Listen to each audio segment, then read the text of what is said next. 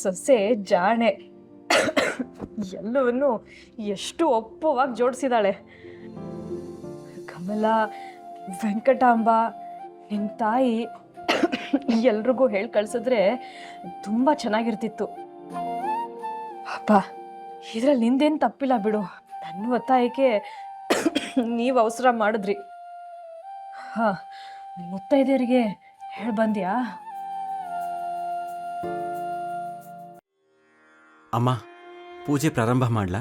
ಆಗ್ಲಪ್ಪ, ಮೊದಲು ಮನೆ ದೇವ್ರಿಗೆ ಪೂಜೆ ಆಗಲಿ. ಸರಿ ಅಮ್ಮ.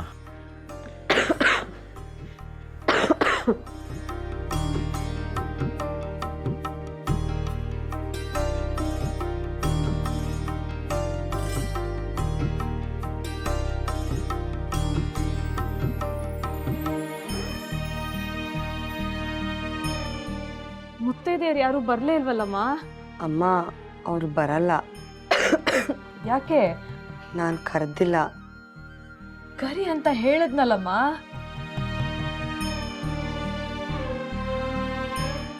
ಅಮ್ಮ, ಮಂಗಳಾರತಿ ಮಾಡಬಹುದಾ? ಆಗ್ಲಪ್ಪ.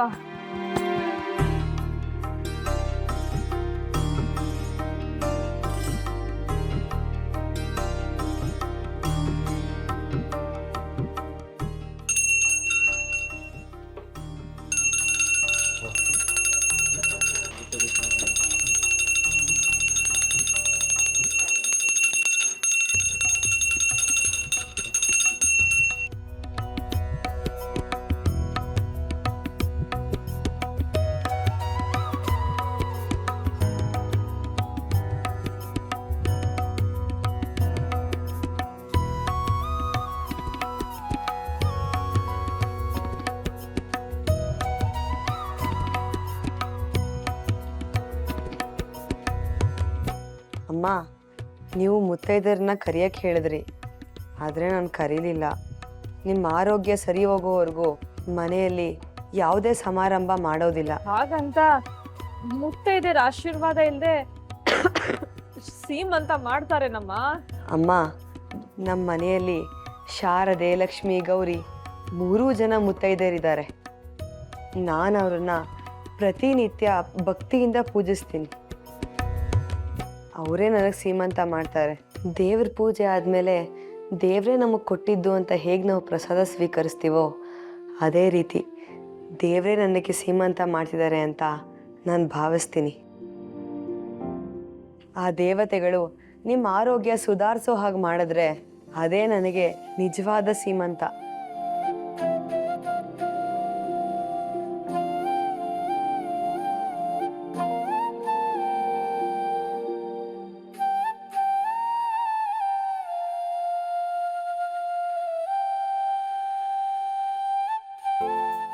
ಅಮ್ಮ, ಹೇಗಿದೆ?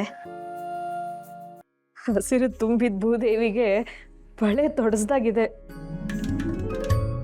ಪೂರ್ಣ ಚಂದ್ರನಂಥ ಮಗನ್ ಪಡಿಬೇಕು.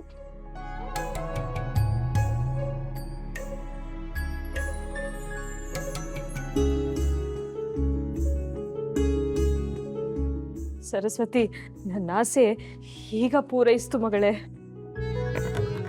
ನೀನೀಗ ನಿಶ್ಚಿಂತೆಯಿಂದ ತವ್ರ ಮನೆಗೆ ಹೋಗಿ ಬಾಣಂತನ ಮುಗಿಸ್ಕೊಂಡು ಬಾ. ಇಲ್ಲ ಅಮ್ಮ, ನಿಮ್ಮ ಆರೋಗ್ಯ ಸುಧಾರಿಸೋವರೆಗೂ ನಾನು ಎಲ್ಲಿಗೂ ಹೋಗಲ್ಲ. ನಿಮ್ಮ ಜೊತೆಲೇ ಇರ್ತೀನಿ. ಎಲ್ಲಾದರೂ ಉಂಟಾ? ಚೊಚ್ಚಲ ಹೆರಿಗೆ ತವ್ರ ಮನೆಯಲ್ಲಾಗೋದು ಸಂಪ್ರದಾಯ. ಅದು ಸಂಪ್ರದಾಯ ಅಲ್ಲಮ್ಮ. ಹೆತ್ತ ತಾಯಿ ಆದರೆ ಮಗಳು ಅನ್ನೋ ಕಾಳಜಿಯಿಂದ ಚೆನ್ನಾಗಿ ಬಾಣಂತರ ಮಾಡ್ತಾರೆ ಅನ್ನೋ ಉದ್ದೇಶ ಅಷ್ಟೆ. ತಾಯಿಗಿಂತ ಚೆನ್ನಾಗಿ ನೀವೇ ನೋಡ್ಕೊಳ್ಳುವಾಗ ನಾನು ಯಾಕಮ್ಮ ತವ್ರ ಮನೆಗೆ ಹೋಗಬೇಕು?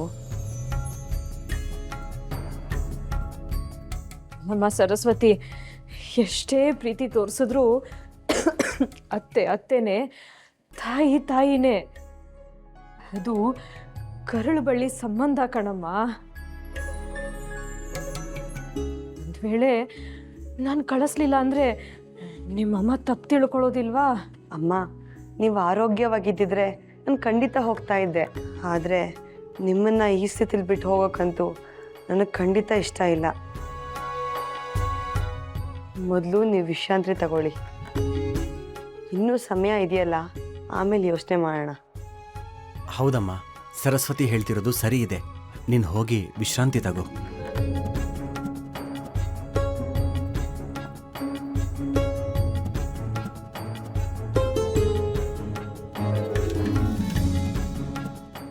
ಶ್ರೀಹರಿ, ಅಮ್ಮನ ಆರೋಗ್ಯ ಬೇಗ ಸರಿ ಹಾಗಾಗಿ ಮಾಡಪ್ಪ.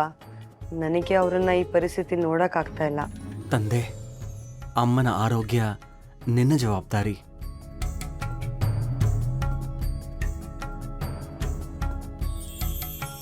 ಗುರುಗಳಿಗೆ ಜಯವಾಗಲಿ. ಗುರುಗಳಿಗೆ ಜಯವಾಗಲಿ.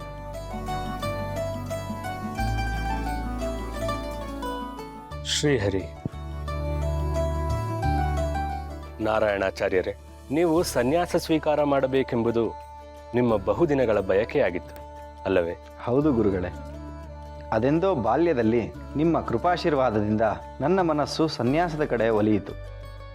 ಅಂದಿನಿಂದ ಅರೆಗಳಿಗೆ ಸಹ ವಿಚಲಿತವಾಗಿಲ್ಲ.